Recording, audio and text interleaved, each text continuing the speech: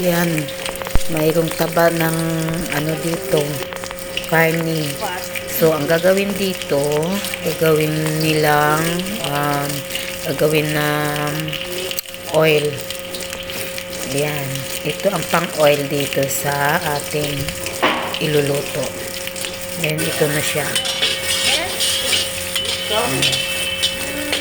Hanggang sa mag-oil siya. Tapos nilagay na yung lahat ng karne dito. Tapos lalagyan siya ng mga bawang.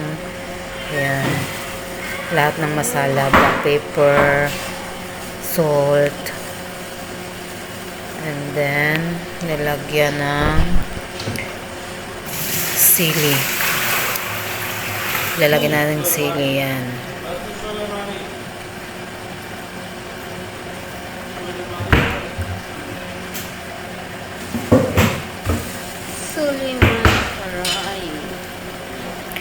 Naghimay-himay muna tayo ng sili.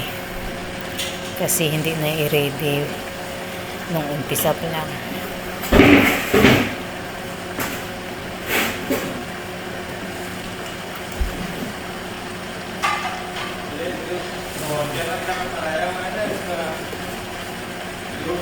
Pagkatapos maglagay naman ng ano tayo dito, tawag nito ginger. Halo-haluin muna. Tapos maglalagay tayo ng ginger dito.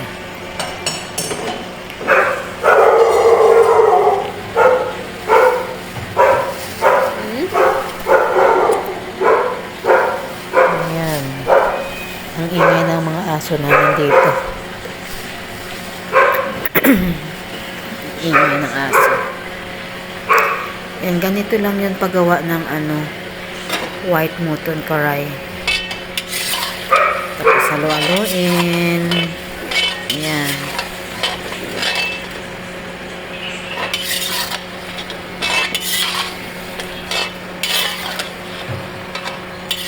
Yan, pagkatapos ay takpan muna natin dito siya. Ito na ang nangyari. Yan.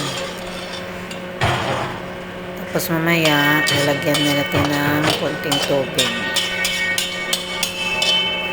Yan muna natin.